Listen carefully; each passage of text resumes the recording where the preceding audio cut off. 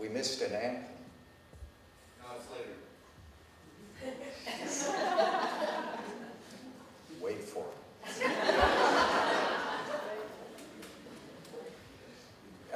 Joan expressed on behalf of us both our appreciation for the many things and the many people who have been part of our time here at Lynn Valley. One thing I'm constantly aware of and wanted to mention is the fact that every Sunday this congregation tabernacles in this place. The tent gets set up, it gets taken down. Next Sunday, up, down. And that happens on Friday nights as well.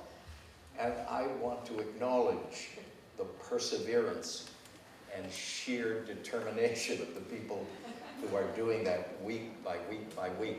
And what a hallelujah they will sound forth when Lynn Valley congregation moves into its new.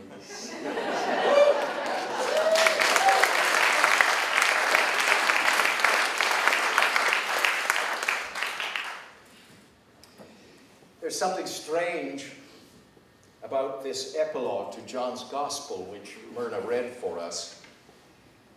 And it's the apparent despondency of the Apostle Peter. He and at least 6 others of the early company of disciples have returned to Galilee. And in that setting, Peter says, I'm going fishing. What is this, anyway? Is he reverting to his former calling, fishing for fish, instead of for women and men, as Jesus has called him to do? What shall we make of this strange behavior? Peter has been fully involved in experiencing the astonishing news of Jesus' resurrection. He himself ran to see the empty tomb. He heard Mary Magdalene speak about meeting the risen Jesus as if she mistook him at first for being a gardener right near the tomb. And Peter was there on the 2 occasions on which Jesus appeared as alive to the disciples who were gathered behind locked doors. Christ is risen. Christ is risen indeed. Why then so glum, chum? Why does Peter say with apparent resignation, if not defeat, I'm going fishing? Let's try to fit ourselves into the sandals of the big fisherman. Peter seems to have been the natural leader of the disciples' band. And on several occasions, the Gospels show him as someone not afraid to step out from the crowd and take a stand. And likely the most dramatic of those incidents took place on the night of the Last Supper. Jesus announced that he would be handed over to the religious authorities and to the Roman oppressors to suffer and be put to death. And Peter, ever the bold one, responded with vehemence, I will go with you to prison and to death. And yet, before the night is over, he has denied even knowing Jesus. Not once, but 3 times.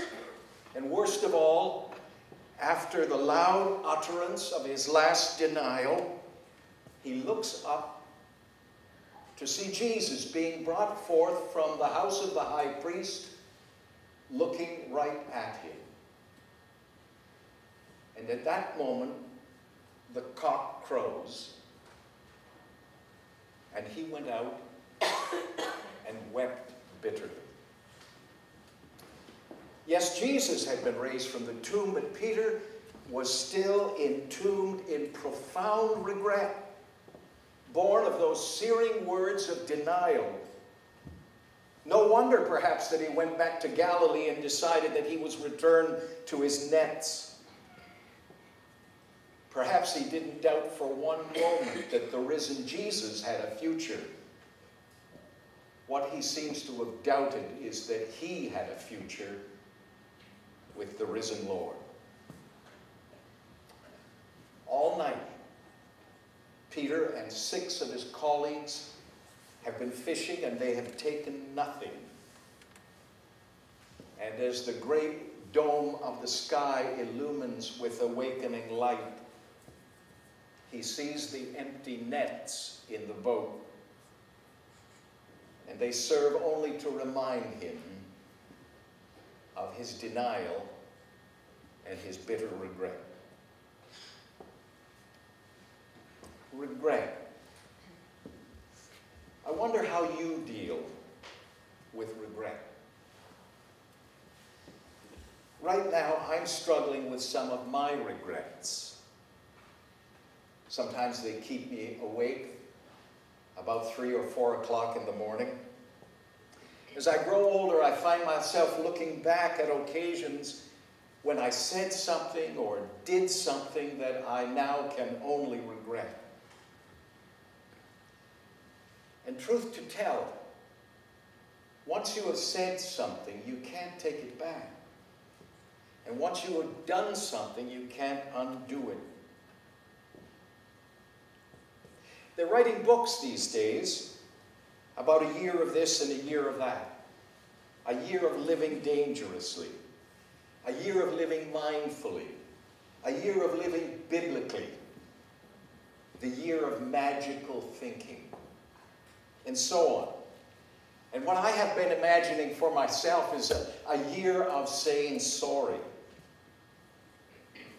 I would dedicate a year in my fantasy to finding people that I may have hurt or offended, seeking to find them in whatever way seems possible and to communicate with them and to try to restore the relationship that I think I may well have broken.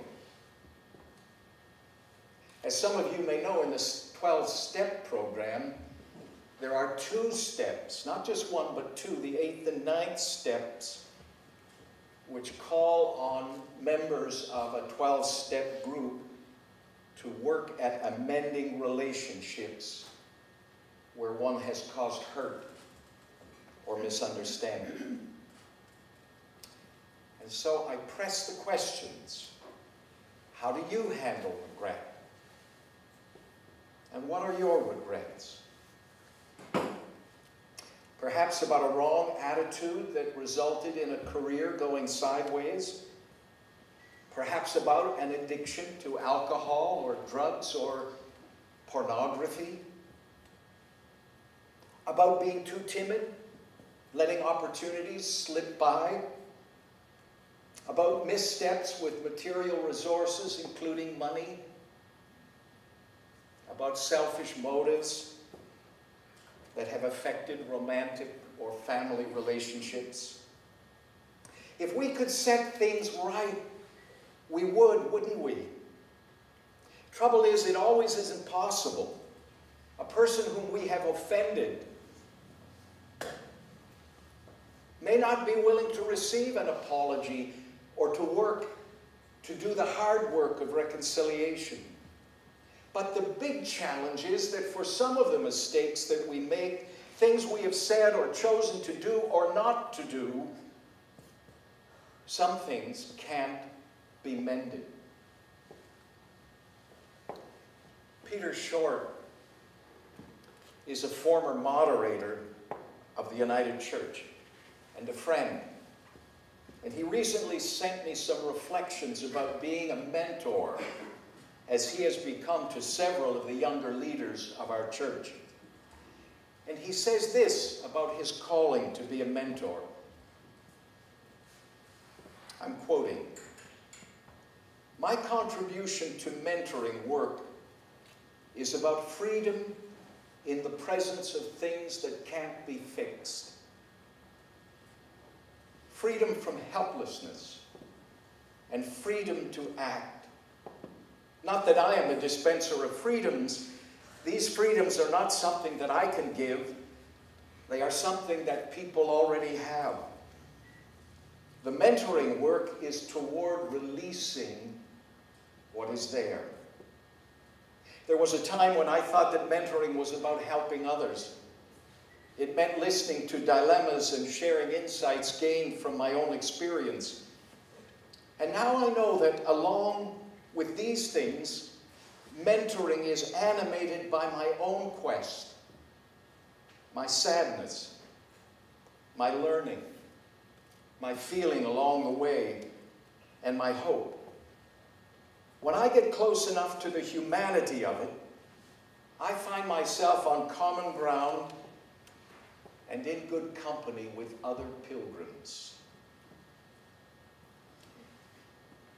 So says Brother Shaw. Freedom in the presence of things that can't be fixed. How do we discover and take hold of such freedom? In Victor Hugo's great novel, Les Miserables, Jean Valjean, an escaped convict, is given shelter as a transient one night by a kindly bishop. In the morning, the village constable appears at the bishop's door with the convict in tow and with 2 silver candlesticks that were found in the convict's possession. "Are these your candlesticks?" asks the constable. The bishop looks at the miserable thief who has so abused his hospitality and then says, "They were mine, but I made a gift of them to this man who lodged with me last night." This act of protection and forgiveness gives Jean Valjean hope for the first time, and thus begins the transformation of his life. Almost 50 summers ago, I was serving on a student mission field near a village east of Peterborough in eastern Ontario. And one of my duties as the young student minister was to lead a vacation Bible school. And part of the curriculum for the senior group, for which I was directly responsible, was the story of Jean Valjean and the bishop's candlesticks. How could the point of this story become unforgettably clear for these boys and girls as an illustration of God's steadfast, persevering love? An idea began to percolate. And I went to see the bartender at the local hotel, who also happened to be the village welder.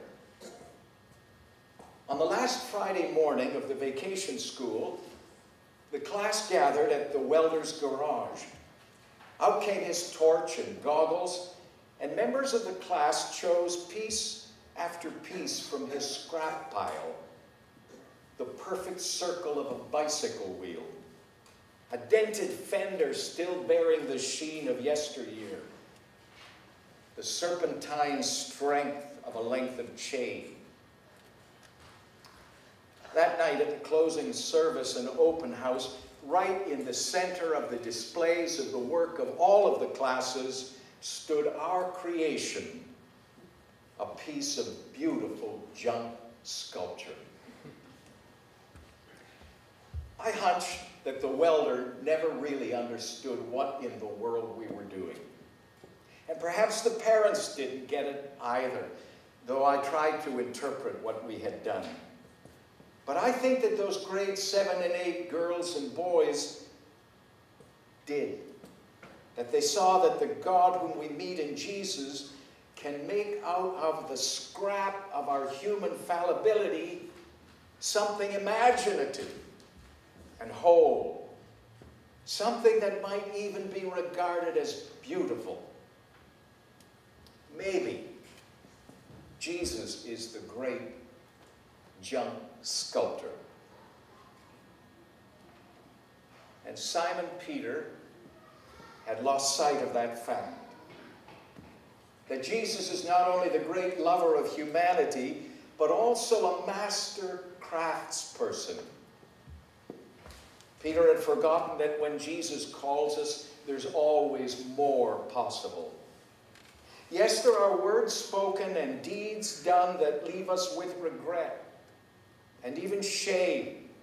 And sometimes the consequent results are unfixable.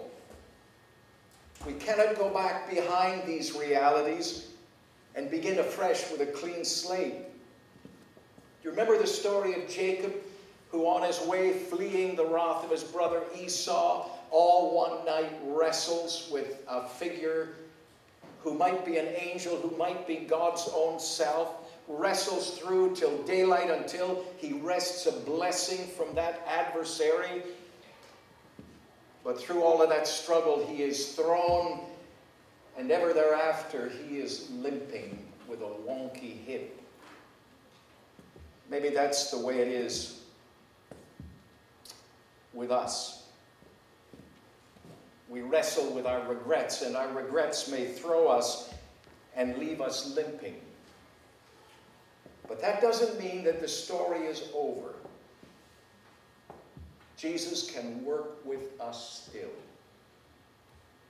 Peter had forgotten this until he saw the figure on the beach, illumined by the slanting rays of the morning sun, and grabbing for his clothing, a reflex born of his respect for the figure who was standing on the shore, jumps into the water and plunges and splashes his way to the beach till he arrives joyful and expectant. He knows that this appearance of the risen Jesus is for him. And after they had breakfasted, it was time. In front of the others, Jesus asks Peter 3 times, "Do you love me?"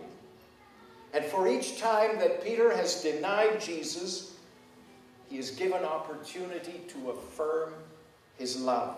"Yes, Lord, you know that I do." And in response to each of these affirmations of Peter's loyalty and love, Jesus has a further word. He commissions Peter to his ministry. "Feed my lambs, tend my sheep." And Peter is not restored to a state of innocence, back behind his denials. The wounds will heal, but the scars will always remain. And yet Peter is restored to a life of purpose and hope, finding freedom in the face of what could never simply be fixed. And you, fellow pilgrim, and I, may we hope too that we can find freedom in the face of things that seem to us they can't be fixed. The living, risen Jesus invites us into the risk of such a venture. The goal of anyone's renewal in the restoring love of Jesus is not that she should have a slate washed clean of any regrets. It is to give us freedom to believe again in the possibilities of our lives and to make us useful afresh in the service of God and of our neighbors and of our planet. Perhaps you have heard the aphorism, bad grammar and all, God don't make no junk. Maybe so. But perhaps it is more vital to grasp the gospel message that God can work with our junk and make it beautiful.